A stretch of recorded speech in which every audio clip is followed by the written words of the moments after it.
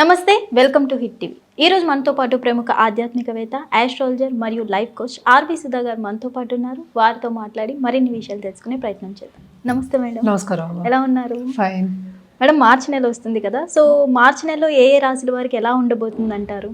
తప్పక అది చూద్దాము. అంతకన్నా ముందు ఎప్పుడు మనం మాట్లాడుకుంటాం, గోచారం మాట్లాడుకుంటాం. అంటే గోచారం అంటే ఏంటంటే ప్లానెట్స్ ఒక చోట ఉండవు. అందరికీ ముందు నుంచి నేను అదే చెప్తూ ఉంటాను.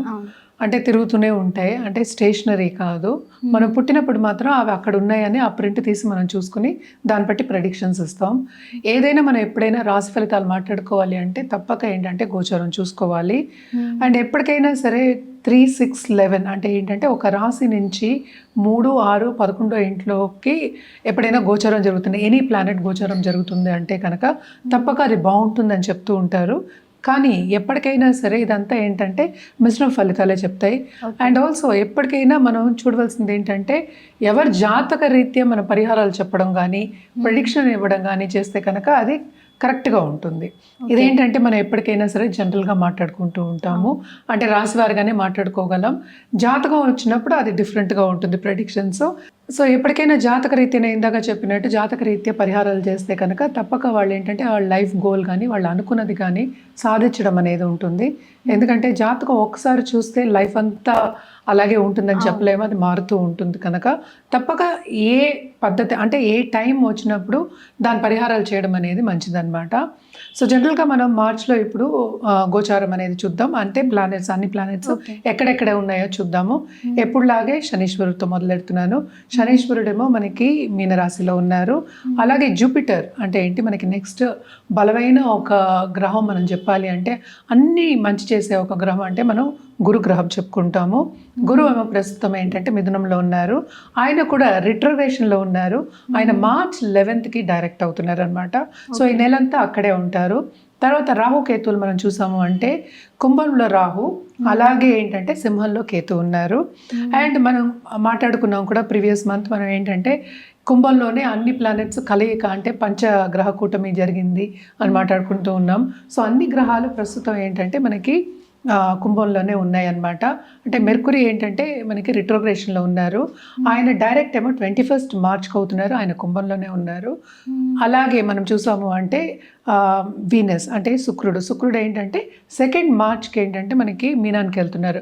సో శనితో సంబంధం వస్తుంది. అలాగే ఏంటంటే ఉచ్చ స్థితి అనేది వస్తుంది అంటే మనకి శుక్రుడికి. అలాగే మనం మార్చ్ చూసామంటే ఆయన కంబషన్లో ఉన్నారు. అంటే కంబషన్ అంటే ఏంటి, అసలు సన్తో కలిసి ఉంటే అంటే సూర్యుడితో కలిసి ఉంటే కంబషన్ అంటాం. అంటే ఏంటి, కొంచెం స్తంభించిపోయే ఛాన్సెస్ ఉంటాయి. అంటే ఎక్కువ మనకి ఏంటంటే ముందుకెళ్ళే ఛాన్సెస్ అనేవి తక్కువ ఉంటాయి. అంటే ఏంటి, మార్స్ ఎనర్జీ అనేది తక్కువ ఉంటుంది.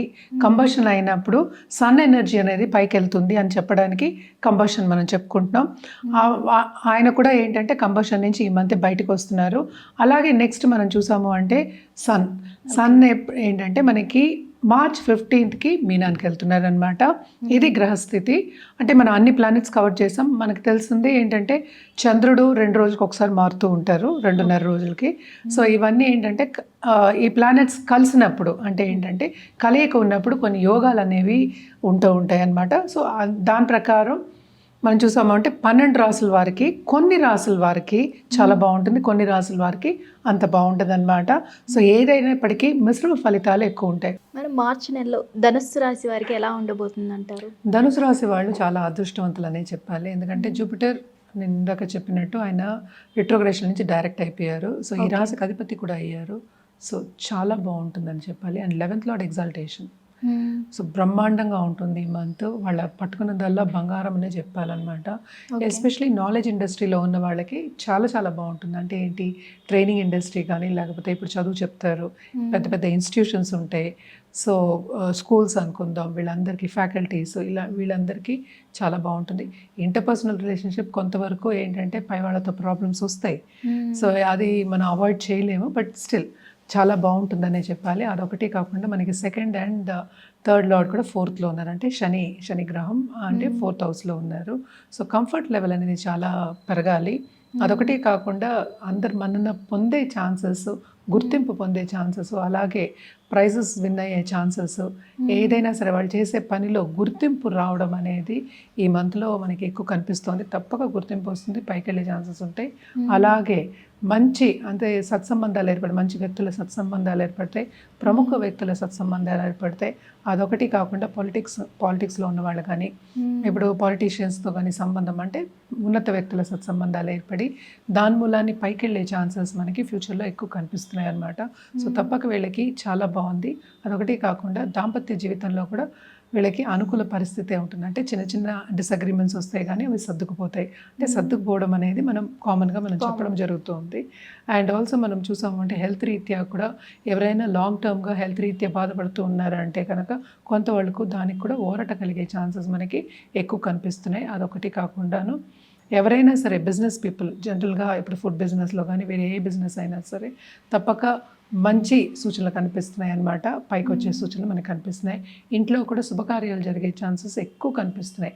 ఒక పూజ కానీ లేకపోతే పెళ్ళిళ్ళు చేయడం కానీ పిల్లల్ని సెటిల్ చేయడం కానీ దూరపు దేశం ట్రావెలింగ్ చేయడం కానీ వీటన్నిటికీ నాంది పలకడం అనేది మనకి ఈ మంత్లో కనిపిస్తోంది అనమాట. తప్పక శుభ సూచనలు ఎక్కువ కనిపిస్తున్నాయి. దాని మీద ఖర్చు పెట్టడం కూడా మనకి ఎక్కువ కనిపిస్తుంది. ఖర్చులు అనేవి మనకి కామన్. సో ఖర్చు పెట్టడం కూడా మనకి కనిపిస్తోంది అనమాట. సో 12th లార్డ్ కూడా 3rd అంటే 3వ ఇంట్లో సంచారం జరుగుతోంది కనుక అది కూడా కొంతవరకు మంచి సంచారమే. సో తప్పక ఏంటంటే అటు ఖర్చులు ఉన్నాయి, అటు శుభ సూచనలు ఉన్నాయి. సో దుబ్రా ఖర్చులు అనేవి చాలా తక్కువ కనిపిస్తున్నాయి అన్నమాట. అలాగే కొత్తగా పెళ్లి కావాలి అని లాంగ్ టర్మ్గా చూస్తున్న వాళ్ళకి కూడా సంబంధాలు కుదిరే ఛాన్సెస్ అలాగే పెళ్ళి అయ్యే ఛాన్సెస్ మనకి ఎక్కువ కనిపిస్తున్నాయి అన్నమాట. అండ్ ఆల్సో ఏంటంటే మంచి వ్యక్తులతోటి సంబంధాలు ఏర్పడతాయి కనుక అటు మంచి వాళ్ళే వస్తారు అనేది వీళ్ళకి సూచన అన్నమాట. అండ్ ఆల్సో హెల్త్ రీత్యా మనం మాట్లాడుకున్నాం బాగానే ఉంటుంది. లవ్ లైఫ్ కూడా కొంతవరకు వీళ్ళకి అనుకూలంగానే ఉంటుంది. హ్యాపీగా ఎంజాయ్ చేస్తారు. తప్పక ఇంట్లో ఏంటంటే బంధుమిత్రుల కలయిక ఉంటుంది. అలాగే విందు వినోదాల్లో పాల్గొనడం అనేది మనకి కనిపిస్తుంది. అండ్ ఆల్సో గవర్నమెంట్ రంగంలో ఉన్న వాళ్ళకి కూడా అన్ని మంచి సూచనలు కనిపిస్తున్నాయి అన్నమాట. తప్పక ఉన్నత స్థాయికి వెళ్ళే ఛాన్సెస్ అంటే ఏంటి మంచి స్కీమ్స్ చేసి పైకి వెళ్ళే ఛాన్సెస్ అనేవి మనకి ఎక్కువ కనిపిస్తున్నాయి. సో తప్పక ఈ మంత్ అంతా enjoyable month, happy month for ధనురాశి అని చెప్పొచ్చు. సో ఈ రాశి వారు ఎలాంటి పరిహారాలు చేస్తే ఇంకా మంచిగా ఉండే అవకాశాలు ఉన్నాయంటారు?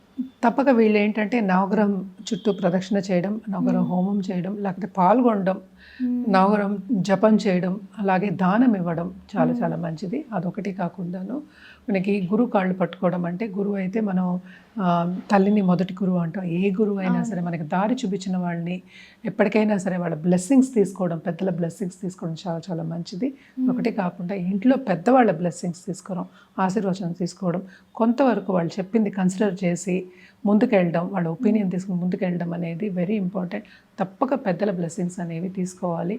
అదొకటి కాకుండాను సోమవారం తప్పక శివుణ్ణి దర్శించుకోండి, శివాలయంకి వెళ్ళి రుద్రాభిషేకం చేయించుకోండి, లేకపోతే కంటిన్యూస్గా మహామృత్యుంజయం చదువుకోవడం కూడా చాలా చాలా ఇంపార్టెంట్.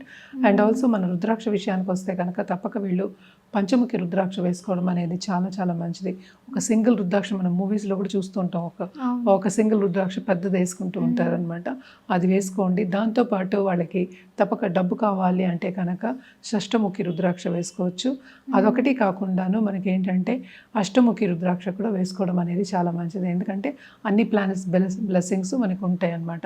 సప్తముఖి కూడా మనం చెప్తూ ఉంటాం, ఎందుకంటే కేతుకి మనం చెప్తాం అనమాట. సో ఏదైనప్పటికీ మన జాతక రీత్యా చెప్పడం అనేది జరుగుతుంది. సో జాతకం చూసిన తర్వాత మనం రుద్రాక్ష వేసుకోవడం అంటే ఇంకా బెటర్. అలాగే ఏంటంటే మనం రత్నాలు కూడా ఇవ్వడం అనేది జరుగుతుందన్నమాట. ఏదైనా ఫస్ట్ స్టెప్ జాతకం చూసుకోవడం, జాతకం పరిశీలించుకోవడం.